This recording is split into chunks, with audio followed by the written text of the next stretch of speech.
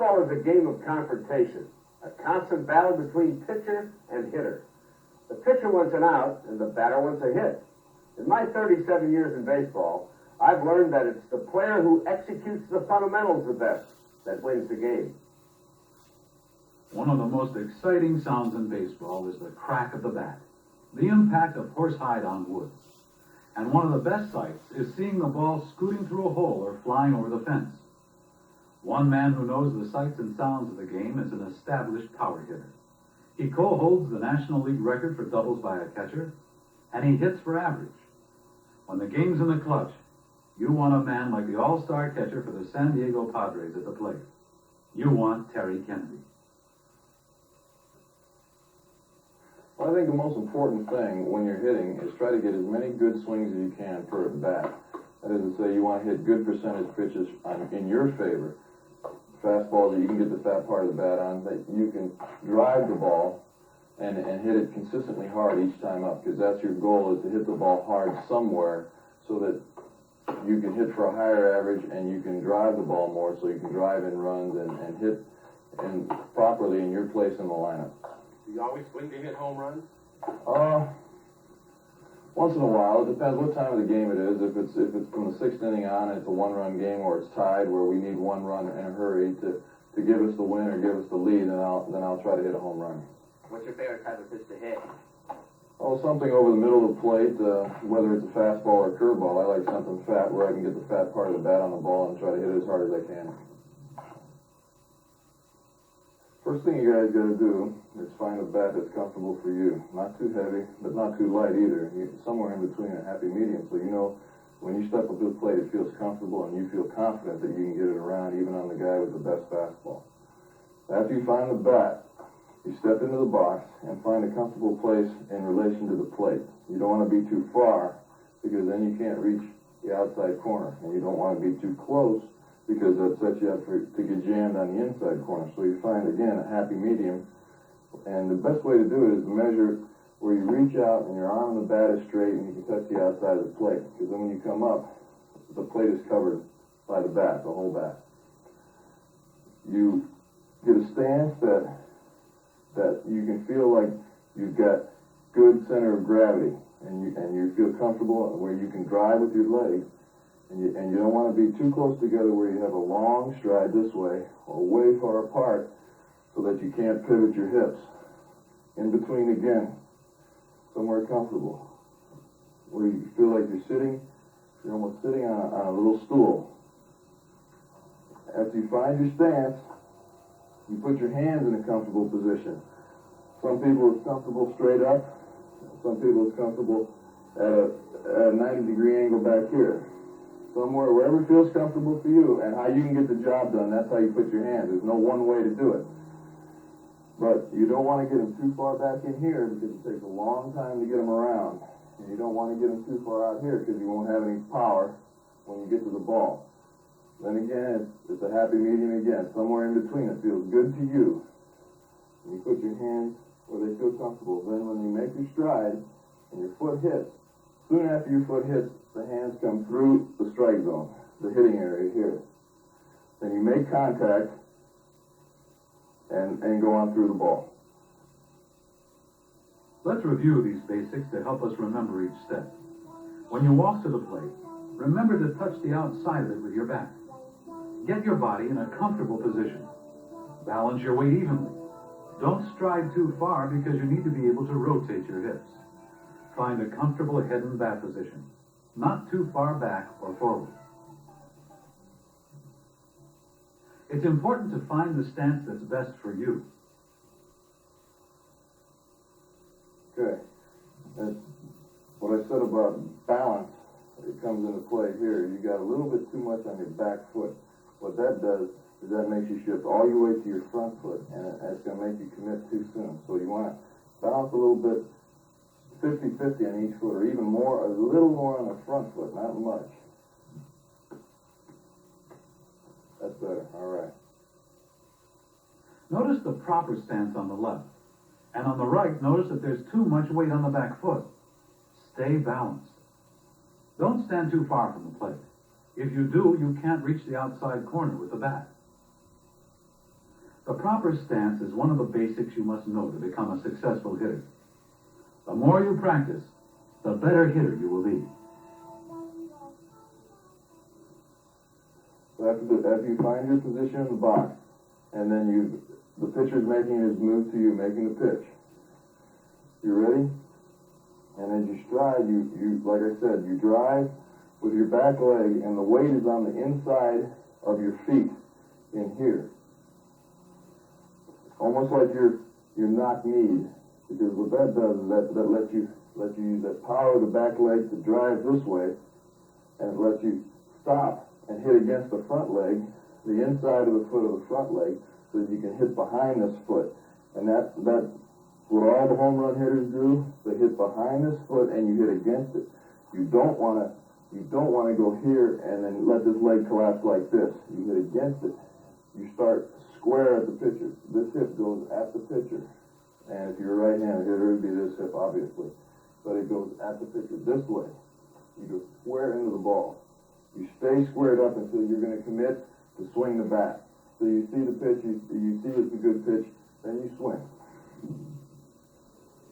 So it's drive with that back leg and hit against the front leg like this.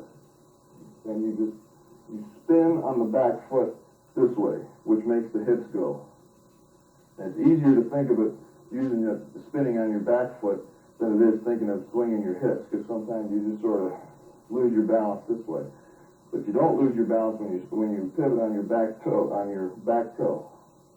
You start to swing and then you pivot on that back toe, and it gives you that extension where your hips throw your hands this way.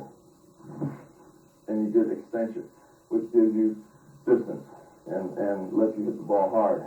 Then if you don't use your hips, your hands, and you swing all upper body, it's going to be like that. And that's what it looks like.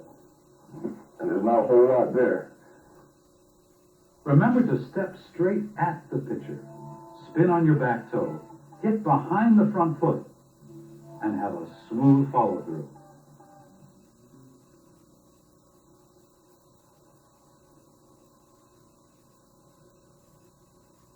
Okay, remember, when you start, go ahead and stand up. When you start your swing, remember to spin on this foot and get your hips going into the ball. Go ahead and try it.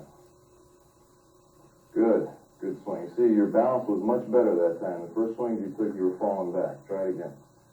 Good swing. Can you spot the common mistake this batter's making? In slow motion, you can see he's bending his front knee and not hitting against the front leg. You can see Terry doing it properly on the left. The batter on the right needs more practice.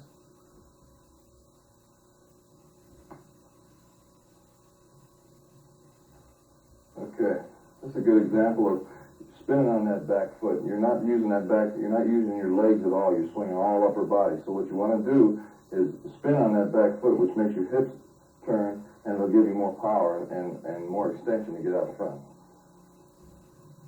All right, good. That's better. It looks so simple when it's done right, but it takes a lot of practice.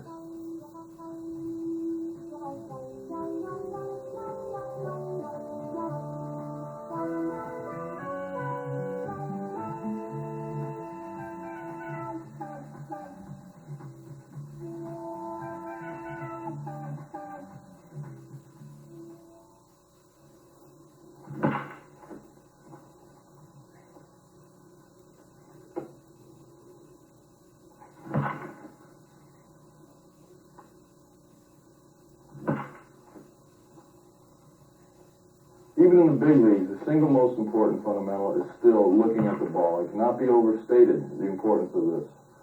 So after you determine the pitcher's release point, you pick the ball up from his hand, you watch it all the way in to the area where you're going to make contact, here.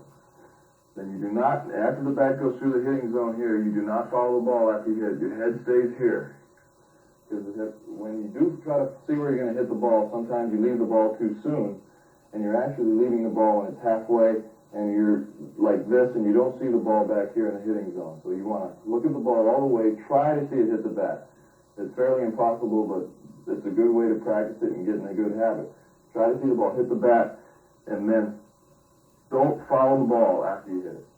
Okay, let's try a few. Why don't you guys move on back here?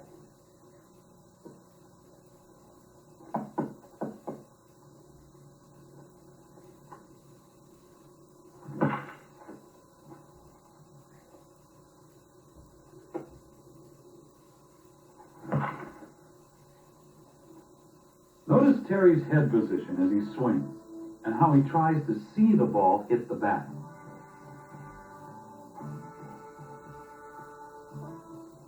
Okay, let's try it.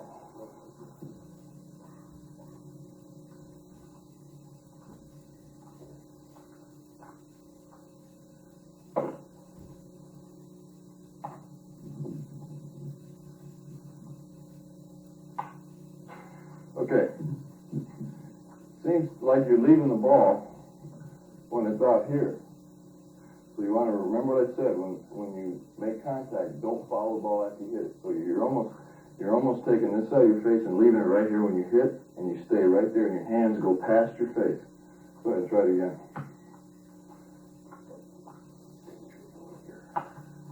That's it. That's it. In slow motion, look at this player's improvement after Terry's pointers. The head position is good, and his eyes look for the impact of the ball.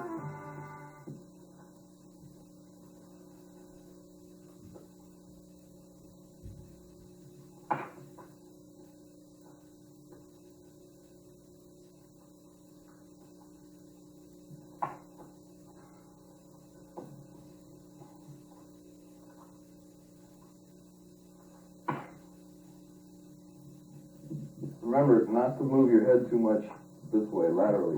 Don't get going like this. It's got to pretty much stay still. So you want to stay behind the ball. Let your hands get past your face. Don't let your head do this too much. Keep it still.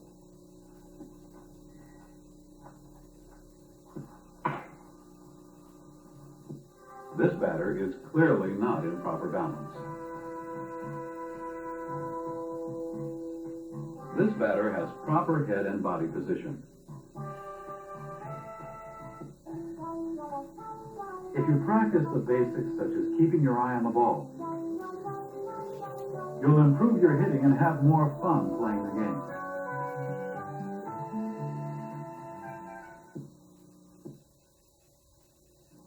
Okay, after you've gone into the ball and you made your approach and you decided you're going to swing and the hands are going to come through the hitting zone, the knob of the bat leads to the ball this way. You come through this way. And the head of the bat should be above your hands or even with your hands, not this way. So then that usually results in a fly ball, you miss the ball. So the knob leads this way and the head of the bat is up. And as you come through, it's like chopping a tree. When you hit the ball, your hand should be square like this. So like if you had an axe and you were chopping a tree, you hit it like that. And as you make contact, then you turn over afterwards. The top hand turns over after you make contact there and rolls over. And then you finish. Finish is not important. What's important is what happens right here in the hitting zone. You hit the ball square like this, then you turn over and let the bat go wherever it wants. All right, Lefty, let's check it out.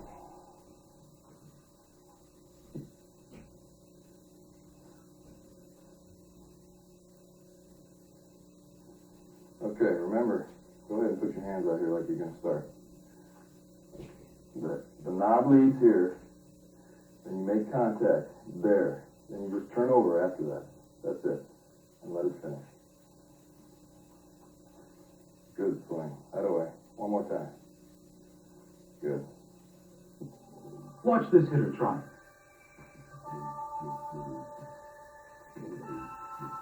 Everything looks good until he makes contact with the ball. His hands are clearly out of position. Look again at Terry's swing.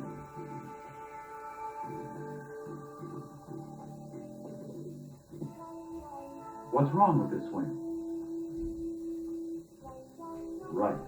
The bat head is below the hands.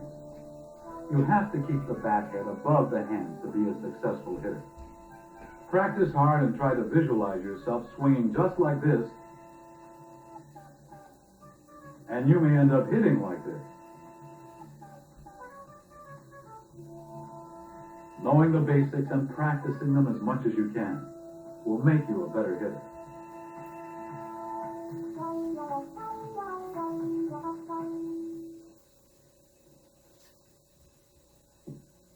Let's review what we've learned so far about hitting. Touch the outside of the plate with the bat when you step into the batter's box. Get your body comfortable. Don't stride too far. Your hips must rotate. Step straight at the pitcher. Spin on your back toe. Hit behind your front foot and against the front leg. Watch the ball as it comes into the hitting zone, but don't try to follow it after you've made contact. Try to see the ball hit the bat. Point the nub end of the bat at the pitcher on the swing. Keep the bat head above the hands. Keep the hands square on impact. And rotate them after contact with the ball. Hitting every 2 or 3 innings as part of the lineup is of